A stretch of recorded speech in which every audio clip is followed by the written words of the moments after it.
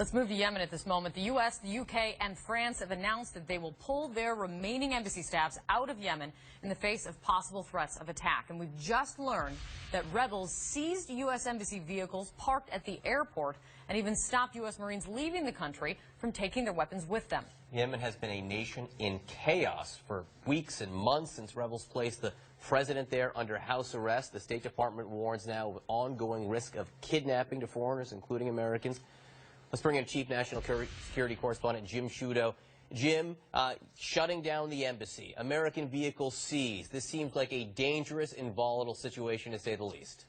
It is dangerous. You might even say ignominious. A difficult departure from this very key diplomatic post in a very key region at a very key and difficult time.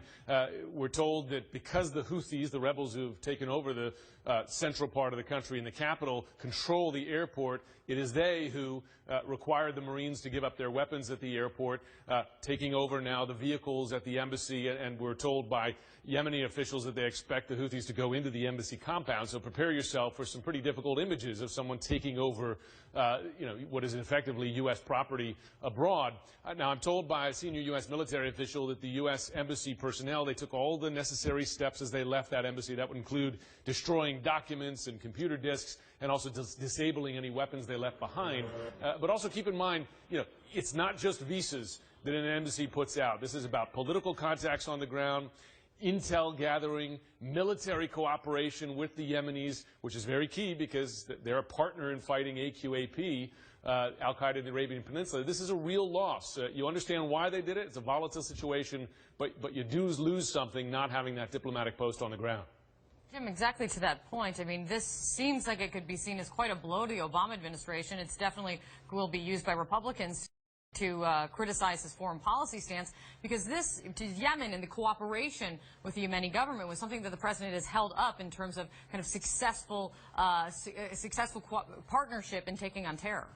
That's exactly right. And look, this is region-wide now. So you have no diplomatic presence, no embassy in Yemen, none in Syria for a number of years now through the civil war. Post-Benghazi, nothing in Libya, and also nothing in Somalia for a number of years. All of these places, hotbeds of terrorism. You've got Al-Shabaab here. You have increasingly ISIS in Yemen as well. Sorry, in Libya, I should say, as well. ISIS certainly in Syria, AQAP in Yemen, some talk of some ISIS fighters there.